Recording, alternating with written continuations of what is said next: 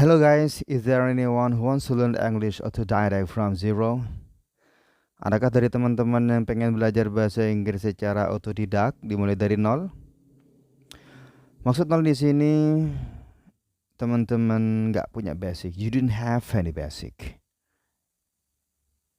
atau dasar sama sekali, nggak punya dasar sama sekali. Taunya you just know, you just say yes or no saja. Ya, nah channel ini cocok sekali buat teman-teman yang pengen belajar bahasa Inggris, karena di channel ini teman-teman akan dituntun gimana caranya belajar bahasa Inggris benar-benar dimulai dari dasar dulu. Learn from the basic. Oke. Learn from the simple things. Oke, sebelum kita ke materi pembelajarannya, saya pengen nanya-nanya dulu nih. Did you ever join an English course? Apakah teman-teman pernah ikut kursus bahasa Inggris? Terus gimana hasilnya? Apakah sudah bisa? Yeah. Honestly, I ever joined some English courses, but I couldn't understand yet. Apakah teman-teman juga mengalami hal yang sama? Pernah mengikuti kursus bahasa Inggris, tapi masih tetap gak bisa? Apakah teman-teman sudah mengikuti pembelajaran di kelas atau di sekolah dengan rajin, bahkan mengikuti ekstrakurikuler bahasa Inggris dengan rajin, gak pernah absen, tapi masih tetap gak bisa-bisa? Kira-kira apa yang keliru? Apakah kurikulumnya, apakah gurunya, ataukah diri kita?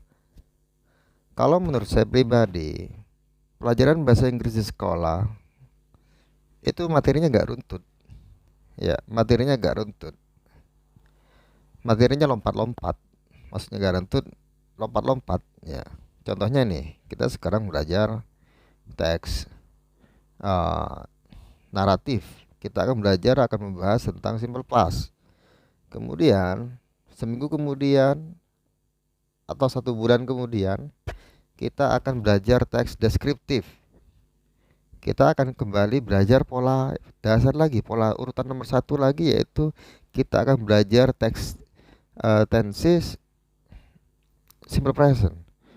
Nah, ini yang kita kadang membuat bingung, gimana sih belajar bahasa Inggris itu sebenarnya, materi apa saja sih yang harus kita kuasai, kita nggak tahu, karena memang materinya nggak runtut.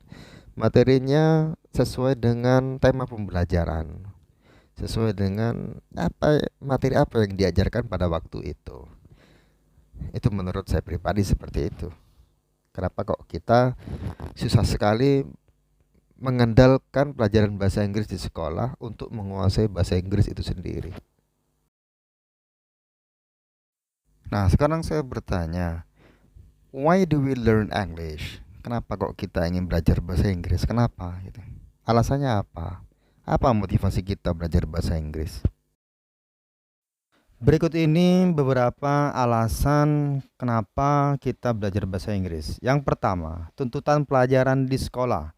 Ya, mungkin karena sekarang itu adalah pelajaran wajib, bahkan masuk dalam ujian nasional, sehingga mau tidak mau, suka tidak suka, kita harus belajar bahasa Inggris. Alasan yang kedua, itu sebagai syarat kelulusan. Contohnya ini, misalnya di perguruan tinggi, hampir semua perguruan tinggi baik di negeri atau swasta menerapkan mahasiswa lulus atau bisa wisuda dengan melampirkan sertifikat TOEFL minimal 450. Nah, mau tidak mau, mahasiswa yang mungkin di jurusan matematika, di jurusan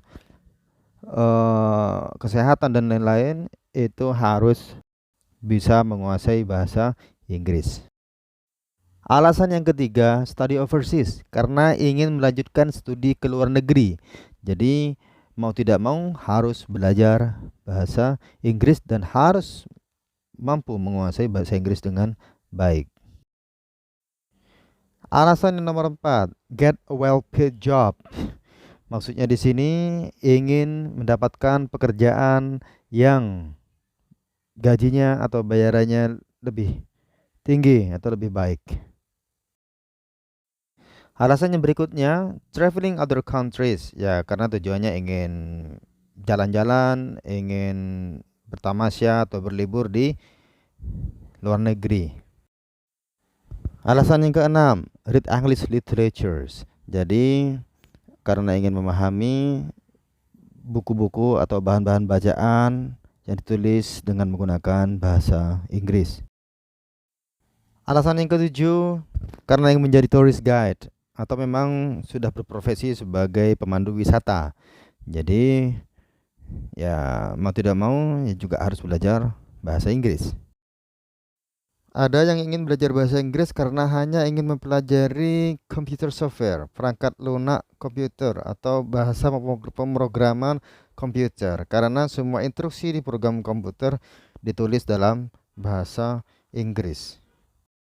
Nah, itulah beberapa alasan yang mendorong seseorang untuk belajar bahasa Inggris. Nah, sebelum kita ke materi, saya bagikan tips terlebih dahulu nih berdasarkan pengalaman saya bagaimana sih belajar bahasa Inggris. Oke, tips yang pertama, change your mindset that English is easy. Jadi kita harus merubah dulu nih mindset kita. Sebenarnya bahasa Inggris itu mudah untuk dipelajari. Tapi kalau mindset kita itu sudah ngomong dulu kalau bahasa Inggris itu susah, maka pelajaran segampang apapun materinya itu susah untuk dimengerti. Tips yang kedua, don't be shy and feel confident. Jadi gak boleh malu-malu dalam belajar bahasa Inggris, apalagi dalam mempraktekkan.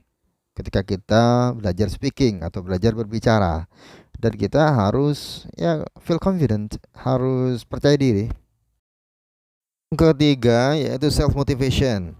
Ya, jadi teman-teman harus punya self motivation. Nah, ini sangat berguna ketika nanti teman-teman mungkin sudah merasa capek atau getting boring gitu ya.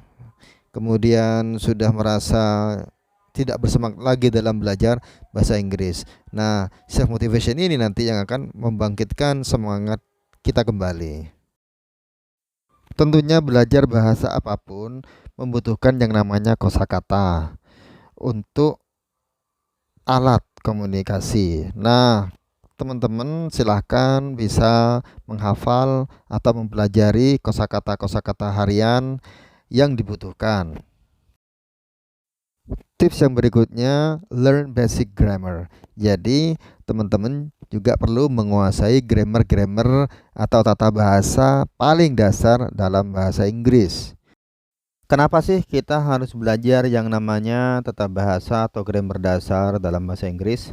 Fungsi yang pertama, tata bahasa yaitu untuk menata kosakata-kosakata yang sudah kita pelajari atau yang sudah kita hafal. Fungsi yang kedua, untuk lebih mengerti terhadap makna dari suatu kalimat. Jadi kalau kita gak paham tata bahasa, bisa jadi nantinya kita salah dalam mengartikan atau memaknai suatu kalimat. Meskipun kita belajar tata bahasa, but do not learn grammar too much. Jangan terlalu banyak belajar tata bahasa. Jangan terlalu banyak belajar aturan-aturan tata bahasa secara detail.